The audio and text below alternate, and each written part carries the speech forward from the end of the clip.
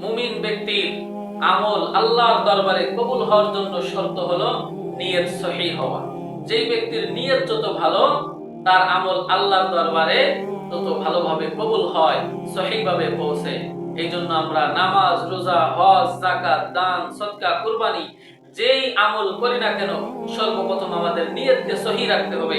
আল্লাহকে রাজি খুশি করার নিয়ত আমাদের অন্তরে থাকতে হবে। বিশেষ করে আমাদের সামনে একটা আমলের সময়, সেটা হলো কুরবানি। কুরবানির সময় দেখা যায় অনেকেই টাকা পয়সা খরচ করে, সম্পদ খরচ করে কুরবানি করে, কিন্তু নিয়তের ভিতরে ভেজাল থাকার কারণে, নিয়ত সহিহ না থাকার কারণে আল্লাহর দরবারে কুরবানি কবুল হয় না। আল্লাহ পাক রব্বুল আলামিন কোরআনে পাকে ইরশাদ করেছেন, লা ইয়ানালুল্লাহা লুহুমুহা ওয়ালা দিমাউহা ওয়ালাকি ইয়ানালুহুত তাকওয়া মিনকুম।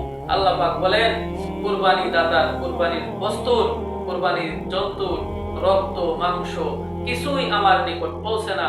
আমার নিকট পৌঁছে শুধু ওয়ালাকি ইয়ানালুহুত তাকওয়া মিনকুম, আমার কাছে পৌঁছে বান্দার অন্তরের তাকওয়া। বান্দা কোন নিয়তে কুরবানি করতেছে, এটাই শুধু আমার নিকট পৌঁছে।